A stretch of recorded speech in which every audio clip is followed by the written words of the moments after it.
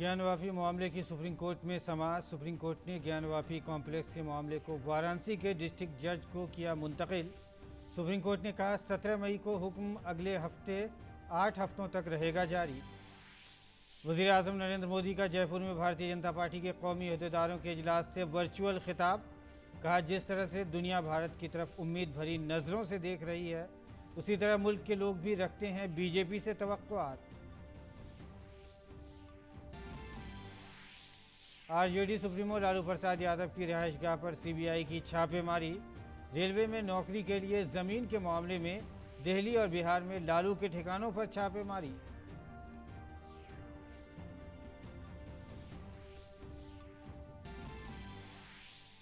Road rage मामले में 1 साल की सजा पाने वाले नवजोत सिंह सिद्धू ने की खुद सुपुर्दगी।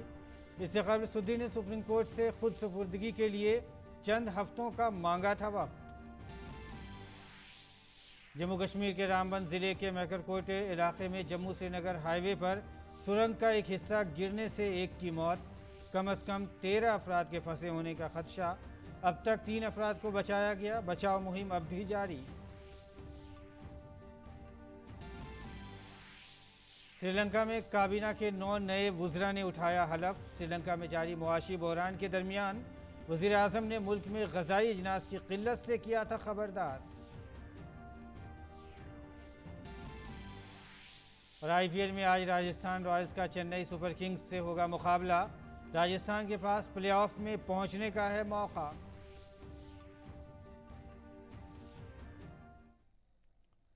नाज़रीन आदाब, उर्दू खबरनामे में आपका खैर मकदम है। मैं हूं आपके साथ मसरूर फैज़ी।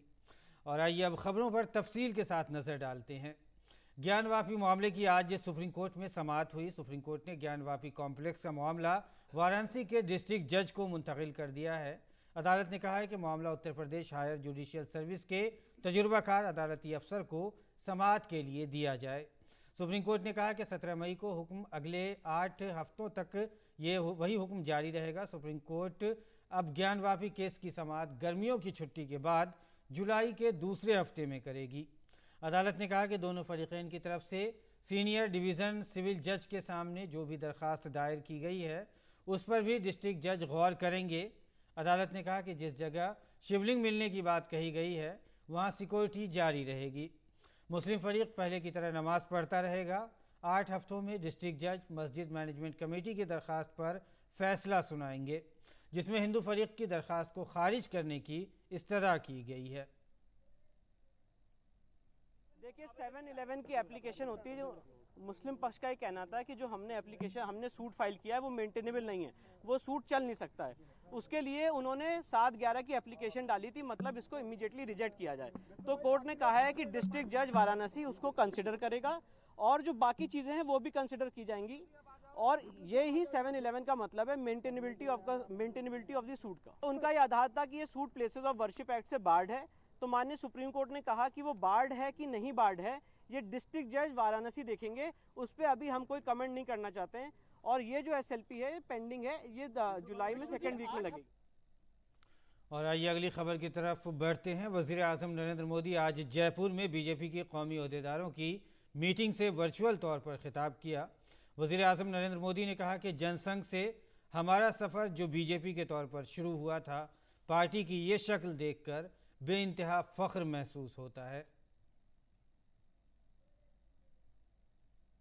जनसंघ से लेकर के जो हमारी यात्रा शुरू हुई है और आज जो भारतीय जनता पार्टी के रूप में फली फूली इस पार्टी के स्वरूप को, उसके स्वरूप को, उसके विस्तार को देखते हैं तो गर्व तो होता ही है, लेकिन इसके निर्माण में खुद को खपाने वाले पार्टी के सभी मनुष्यों, सभी विभूतियों, उन सबको मैं आज नमन करता हूं। वज़ीर आज़म नरेंद्र मोदी ने कहा कि दुनिया आज भारत की तरफ बड़ी उम्मीदों से देख रही है। इसी तरह भारत में भी आवाम को बीजेपी से ख़ास लगाव है। उन्होंने कहा कि मुल्क के आवाम बीजेपी को बड़े एतमाद के साथ और बहुत उम्मीद के साथ देख रहे हैं। दुनिया आज भारत को बहुत उम्मीदों से देख रही है। ठीक वैसे ही भारत में भाजपा के प्रति जनता का एक विशेष स्नेह अनुभव हो रहा है। देश की जनता भाजपा को बहुत विश्वास से, बहुत उम्मीद से देख रही है। देश की जनता की आशा आकांक्षा हमारा दायित्व बहुत ज्यादा बढ़ा देती है। आजादी के इस अमृत काल में देश अपने लिए अगले 25 वर्षों के लक्ष्य तय कर रहा है। भाजपा के लिए ये समय है अगले 25 वर्षों के लक्ष्य तय करने का, उनके लिए निरंतर काम करने का। वज़ीर-ए-आज़म नरेंद्र मोदी ने कहा कि पंडित दीनदयाल उपाध्याय का फलसफा है कि एकात्म मानववाद और अंत्योदय हमारी फिक्र है। वज़ीर-ए-आज़म ने कहा कि डॉक्टर श्यामा प्रसाद मुखर्जी की सकाफती कौमी पॉलिसी और हमारा फार्मूला है सबका साथ, सबका विकास, सबका विश्वास और सबका प्रयास। देश के लोगों की जो उम्मीदें हैं हमें वो पूरी करनी है। देश के सामने जो चुनौतियां हैं हमें देश के लोगों के साथ मिलकर हर चुनौतियों को पार करना है, परास्त करना है और विजय के संकल्प के साथ आगे बढ़ना है। और हम जानते हैं कि इसका मार्ग क्या है। हमारा दर्शन है पंडित दीनदयाल उपाध्याय का एकात्म मानव दर्शन, अंत्योदय है। हमारा चिंतन है डॉक्टर श्यामा प्रसाद मुखर्जी की सांस्कृतिक राष्ट्रनीति। हमारा मंत्र है सबका साथ, सबका विकास, सबका विश्वास और सबका प्रयास। वज़ीर-ए-आज़म ने कहा कि जब मैं मुल्क के नौजवानों को पूरे एतमाद देखता हूँ, बहनों और बेटियों को हिम्मत के साथ कुछ करने के लिए आगे बढ़ते देखता हूँ, तो मेरा एतमाद भी कई गुना बढ़ जाता है। मैं देश के उज्जवल भविष्य को भली भांति देख रहा हूं और जब ये सारी चित्र मेरे सामने मैं देखता हूं, आत्मविश्वास से भरे हुए देश के युवाओं को देखता हूं, कुछ कर गुजरने के हौसले के साथ, भागीदारी के विश्वास के साथ आगे बढ़ती बहन बेटियों को देखता हूं, तो मेरा आत्मविश्वास भी कई गुना बढ़ जाता है। साथियों, जब अपेक्षाएं बढ़ती हैं तो अपेक्षित परिणाम लाने के लिए परिश्रम की पराकाष्ठा करने का जज्बा भी बढ़ता है। यही जज्बा देश को आजादी के इस अमृत काल में नई ऊंचाई पर ले जाएगा। और वज़ीर-ए-आज़म ने कहा कि जिस पार्टी के पास अपने फ़राइज़ को अंजाम देने वाले बेशुमार कारकुनान हो, तो कौन होगा जो इन पर फख्र नहीं करेगा। मूल लक्ष्य भारत को उस ऊंचाई पर पहुंचाना है जिसका सपना देश की आजादी के लिए मर मिटने वालों ने देखा था। जिन सपनों को लेकर के देश के वीर फांसी के फंदे को गले में लगा करके मातृभूमि के लिए आहूत हो गए। और मुझे खुशी है कि भाजपा का प्रत्येक कार्यकर्ता आज इन भावनाओं से प्रेरित होकर के नित्य नूतन प्राण शक्ति लेकर के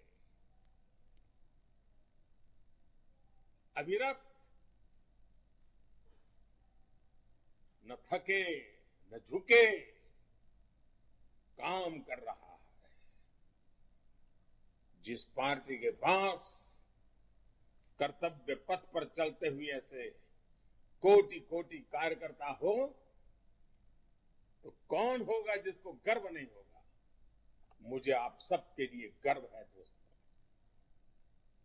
वज़ीर आज़म नरेंद्र मोदी ने अपनी हुकूमत के 8 साल के बारे में बात करते हुए कहा कि ये 8 साल अज़्म के रहे हैं, कामयाबियों के रहे हैं। ये 8 साल खिदमत, बेहतरीन हुक्मरानी और गरीबों की फलाह व बहबूद के लिए वक्फ किए गए हैं। इस महीने केंद्र की भाजपा सरकार के, एनडीए सरकार के 8 वर्ष पूरे हो रहे हैं। ये 8 वर्ष संकल्प के रहे हैं, सिद्धियों के रहे हैं। ये 8 वर्ष सेवा, सुशासन और गरीब कल्याण को समर्पित रहे हैं। ये 8 वर्ष देश के छोटे किसानों, देश के श्रमिकों, देश के मध्यम वर्ग की अपेक्षाओं को पूरा करने वाले रहे हैं। ये 8 वर्ष देश के संतुलित विकास, सामाजिक न्याय और सामाजिक सुरक्षा के लिए भी रहे हैं। और ये 8 वर्ष देश की माताओं, बहनों, बेटियों के सशक्तिकरण, उनकी गरिमा बढ़ाने के प्रयासों के नाम रहे हैं। वज़ीर आज़म ने कहा कि हुकूमत पर, हुकूमत के इंतज़ामात पर, हुकूमत की डिलीवरी मैकेनिज़्म पर मुल्क का एतमाद जो कभी ख़त्म हो गया था, 2014 के बाद जनता जनार्दन के आशीर्वाद से बीजेपी हुकूमत उसे वापस लेकर आई है। सरकार पर, सरकार की व्यवस्थाओं पर, सरकार के डिलीवरी मैकेनिज्म पर किसी समय देश का जो भरोसा उठ गया था, 2014 के बाद जनता जनार्दन के आशीर्वाद से भाजपा सरकार उसे वापस लेकर आई है। आज गरीब से गरीब भी ये नहीं सोचता कि ये सरकारी योजना तो सिर्फ सिफारिश वालों के लिए है, जान पहचान वालों के लिए है, जो रुपये पैसे खर्च कर सकता है उनके लिए है। आज वो अपने आसपास लोगों को योजनाओं का लाभ मिलते देख रहा है। वो आज बहुत विश्वास से कहता है कि एक ना एक दिन मुझे भी इस योजना का लाभ अवश्य मिलेगा। और अब बढ़ते हैं अगली खबर की जानिब। बीजेपी के जनरल सेक्रेटरी विनोद तावड़े ने कांग्रेस लीडर राहुल गांधी पर लोगों को नज़रअंदाज करने का इल्ज़ाम लगाते हुए कहा है कि राजस्थान की अवाम मुखालिफ कांग्रेस हुकूमत जिस तरह यहाँ काम कर रही है, उसका नतीजा ये है कि राजस्थान जो पहले पुरअमन समझा जाता था, आज वो जराइम की राजधानी बन गया है। आज रियासत में ख़वातीन और दलितों, दर्जे फहरिस्त कबाइल के खिलाफ जराइम में इजाफा हुआ है। राजस्थान की जनविरोधी कांग्रेस सरकार जिस प्रकार उनका यहाँ सत्ता में काम करने का तरीका है, उसका नतीजा ये हुआ कि शांतिपूर्ण प्रदेश के नाते राजस्थान का जो परिचय था अब अपराधों की राजधानी बन गई है। 7 लाख नए केसेस दर्ज हुए, महिला, दलित, अनुसूचित जनजातियों पर केसेस, क्राइम्स बढ़ गए हैं। राहुल गांधी जी ने जो किसानों की कर्ज माफी की बात की थी वो अभी तक पूरी नहीं हो पाई। बीजेपी के जनरल सेक्रेटरी विनोद तावड़े ने कहा है कि आज वज़ीर आज़म नरेंद्र मोदी की क़यादत में पार्टी ने तमाम अहदेदारों की रजामंदी से 3 बयानात मंजूर किए हैं। साथ ही उन्होंने कहा कि 30 तारीख को मोदी हुकूमत के 8 साल मुकम्मल हो रहे हैं। पंजाब कांग्रेस के साबिक सदर नवजोत सिंह सिद्धू ने रोडरेज मामले में खुद सुपुर्दगी कर दी है। इससे पहले उन्होंने खुद सुपुर्दगी के लिए चंद हफ्तों का वक्त मांगा था। ख्याल रहे कि सुप्रीम कोर्ट ने जुमेरात को नवजोत सिंह सिद्धू को 1988 के रोडरेज केस मामले में एक साल की सज़ा सुनाई थी। इस वाक़े में एक 65 साला शख्स हलाक हो गया था। सुप्रीम कोर्ट ने कहा था कि कम सज़ा के लिए किसी भी तरह की हमदर्दी निज़ाम इंसाफ को ज़्यादा नुकसान पहुँचाएगी और कानून के तई आवाम के एतमाद को ठेस पहुँचेगी। सुप्रीम कोर्ट के फैसले पर कांग्रेस लीडर सिद्धू ने कहा था कि वो कानून का एहतराम करेंगे। और चारा घपले मामले में हाल ही में जमानत पर जेल से रिहा हुए बिहार के साबिक वजीर आला और राष्ट्रीय जनता दल के सदर लालू प्रसाद यादव की मुश्किलात मजीद बढ़ सकती हैं। सीबीआई बदउनवानी के मामले में उनके 17 मकामात पर छापेमारी कर रही है। बताया जा रहा है कि पटना, गोपालगंज और दिल्ली में लालू यादव, उनकी अहलिया राबड़ी देवी और बेटी मीसा भारती के ठिकानों पर ये छापेमारी किए जा रहे हैं। इल्ज़ाम है कि जब लालू यादव रेलवे के वजीर थे तो उन्होंने अपने बहुत से जानने वालों को रेलवे में भी नौकरियां दी थी। इसके एवज लालू यादव के ख़ानदान वालों को सस्ती कीमतों में ज़मीनें मिली थीं। सीबीआई को शुबा है कि इस मामले में शायद ज़मीन खरीदने के एवज रकम भी नहीं दी गई थी। ज़राए ने बताया कि लालू यादव के ख़ानदान वालों के खाते में 1 करोड़ 20 लाख रुपए आए। इसके अलावा लालू यादव के रिश्तेदारों को दिल्ली, पटना और दानापुर समेत कई मकामात पर आराजी मिली हैं। काबिल ज़िक्र है कि लालू 2004 से 2009 तक रेलवे के वजीर थे। बीजेपी लीडर सुशील मोदी ने बिहार के साबिक वजीर आला और राष्ट्रीय जनता दल के सदर लालू प्रसाद यादव पर सीबीआई की दबिश का खैर मकदम किया है। उन्होंने बताया कि मैंने बहुत पहले इंकशाफ किया था। उस वक्त ये रेलवे के वजीर लालू प्रसाद यादव ने रेलवे में ग्रुप डी की नौकरियों के लिए लोगों से रिश्वत के तौर पर ज़मीनें लिखवाई हैं। आज उसकी सच्चाई मुल्क के सामने आ गई है। जब लालू यादव रेल मंत्री थे तो उन्होंने रेलवे में ग्रुप डी की नौकरी के बदले दर्जनों लोगों से ज़मीन लिखवा लिया था। और इस मामले को लेकर श्री शिवानंद तिवारी, जो अभी राष्ट्रीय जनता दल के वरिष्ठ नेता हैं, श्री ललन सिंह, जो अभी जदयू के राष्ट्रीय अध्यक्ष हैं, ये लोग मिलने गए थे मनमोहन सिंह जी से और ज्ञापन दिया था कि लालू यादव किस तरह से और नौकरी के बदले ज़मीन लिखवा रहे हैं।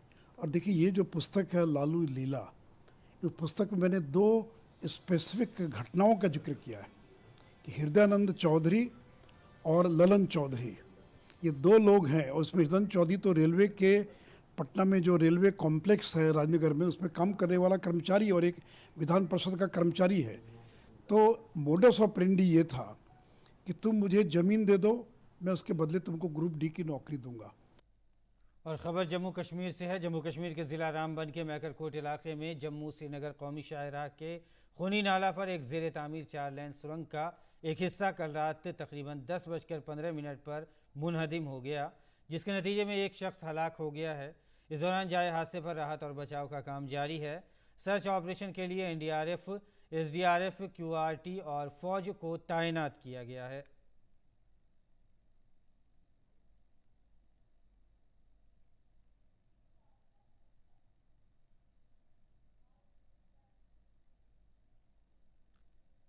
मरकजी वजीर डॉक्टर जितेंद्र सिंह ने इस अफसोसनाक हादसे पर अफसोस का इजहार किया है। उन्होंने ट्वीट करते हुए कहा कि जम्मू कश्मीर के रामबन ज़िले में रामबन और रामसो के दरमियान कौमी शाहराह पर ज़ेर तामीर सुरंग के गिरने का अफसोस हुआ। ये अफसोसनाक वाक़या हुआ है। मैं DC मुसर्रत इस्लाम से मुसलसल राब्ते में हूँ। तकरीबन 10 मजदूर मलबे के नीचे दब गए हैं। 2 को बचाया गया और ज़ख्मियों को अस्पताल में दाखिल कराया गया है। बचाव का काम ज़ोर शोर से जारी है। सिविल इंतज़ामिया और पुलिस हुक्काम सूरत हाल पर नज़र रखे हुए हैं।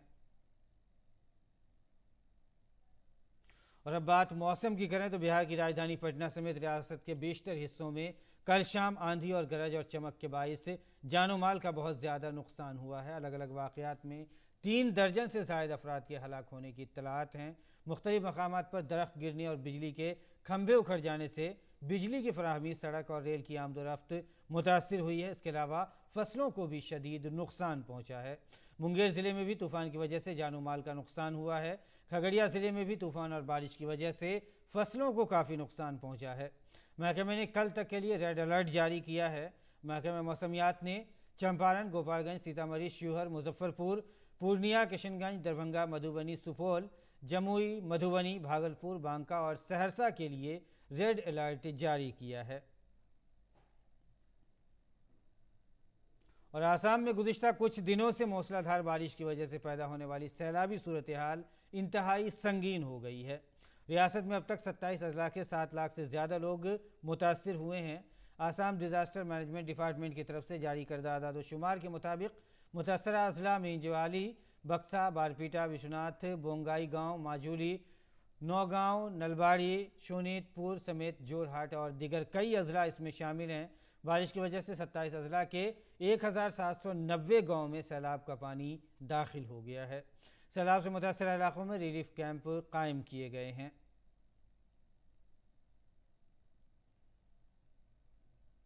लोकसभा स्पीकर ओम बिरला और रियासत के वज़ीर आला योगी आदित्यनाथ ने लखनऊ में एमएलएस की ई विधान ट्रेनिंग प्रोग्राम में हिस्सा लिया। इस दौरान समाजवादी पार्टी सरबराह अखिलेश यादव भी इस प्रोग्राम में मौजूद थे। इस मौके पर लोकसभा स्पीकर ओम बिरला ने कहा कि उत्तर प्रदेश की कानून साज असेंबली शायद मुल्क की पहली सबसे बड़ी असेंबली होगी। ये वो रियासत है जहाँ के अरकान पार्लियामेंट मुल्क के वज़ीर आज़म रह चुके हैं। उन्होंने कहा कि उत्तर प्रदेश कौमी सियासत में बहुत अहम किरदार अदा कर रही है। उत्तर प्रदेश की विधानसभा जो शायद विश्व की सबसे बड़ी राज्य की विधानसभा होगी, इस विधानसभा के अंदर निश्चित रूप से यहाँ के नेताओं ने, यहाँ से निकले हमारे प्रधानमंत्रियों ने इस देश का गौरव सम्मान बढ़ाया है।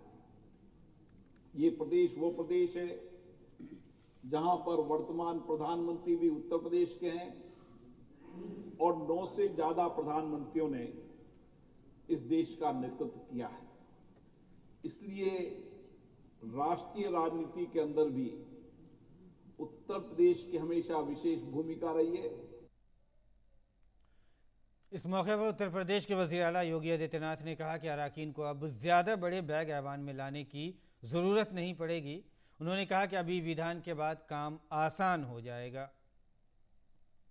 अदालत उस्मा ने जीएसटी कौंसिल की सिफारिशात को लेकर एक अहम फैसला सुनाया है। जीएसटी कौंसिल पर हिदायत जारी करते हुए सुप्रीम कोर्ट ने कहा है कि रियासत और मरकज़ी हुकूमत जीएसटी कौंसिल की सिफारिशात को कबूल करने की पाबंद नहीं है। सुप्रीम कोर्ट में जस्टिस DY चंद्रचूड़ की सरबराही वाली बेंच ने कहा है कि पार्लियामेंट के साथ साथ रियासती असेंबलियों को भी जीएसटी पर कानून बनाने का मसावी हक हासिल है। और अब बात कान फिल्म फेस्टिवल की। कान फिल्म फेस्टिवल के दौरान अदाकार से हिदायतकार बने आर माधवन की आने वाली film rocketry the Nambi effect का शानदार और वर्ल्ड प्रीमियर हुआ। दुनिया भर के सिनेमा शायकीन भी इस साई-फाई फिल्म से लुत्फ़अंदेज़ हुए और फिल्म के प्रीमियर के बाद फिल्मसाज, डायरेक्टर और अदाकार आर माधवन ने इत्तलात और नशरियात के मरकज़ी वज़ीर अनुराग ठाकुर से मुलाकात की। इस मौके पर साइंसदान नाम्बी नारायण, मौसीक़ार ए रहमान भी मौजूद थे।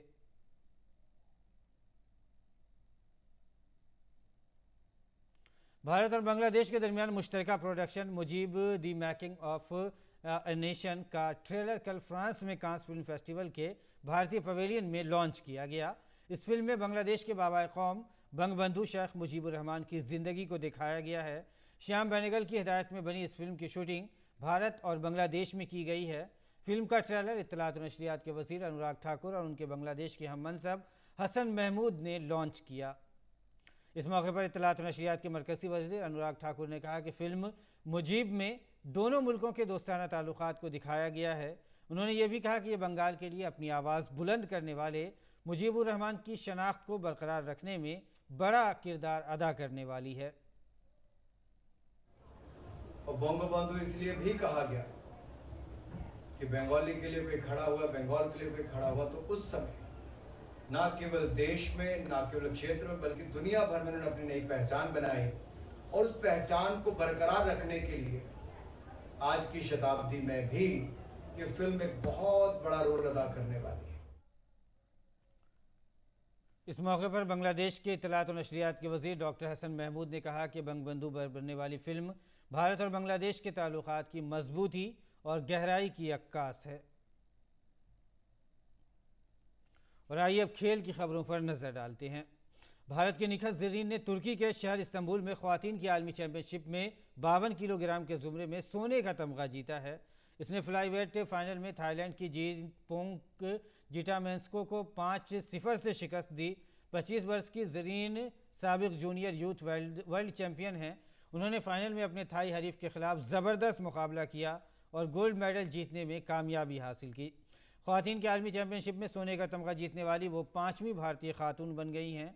उनसे पहले तजुर्बाकार MC मैरी कॉम 2002, 2005, 2006, 2008, 2010 और 2018 में टाइटल जीते थे। इसके अलावा सरिता देवी, जेनी RL और लेखा केसी ने 2006 में अपने अपने वज़न के ज़ुमरे में सोने के तमगे जीते थे। सदर जमहूरिया रामनाथ कोविंद, वज़ीर आज़म नरेंद्र मोदी और वज़ीर खेल अनुराग ठाकुर ने निखत ज़रीन को मुबारकबाद दी है। और इंडियन प्रीमियर लीग में आज राजस्थान रॉयल्स का मुकाबला चेन्नई सुपर किंग्स से होगा। राजस्थान ने IPL 2022 में अब तक 13 मैच खेले हैं, जिसमें उसने 8 मैच जीते हैं और 5 में उन्हें शिकस्त का सामना करना पड़ा है। 16 पॉइंट्स के साथ उनके पास प्लेऑफ में जगह बनाने का ये अच्छा मौका है। अपने गुज़िश्ता मैच में राजस्थान ने लखनऊ सुपर जायंट्स को 24 रन से शिकस्त दी थी। वहीं दूसरी जानिब चेन्नई सुपर किंग्स ने भी 13 मैच खेले हैं, लेकिन CSK ने उनमें से सिर्फ 4 मैच जीते हैं। और नाज़रीन, इसके साथ ही उर्दू खबरनामा इख्तिताम को पहुंचता है। फिलहाल इजाज़त दीजिए। आदाब।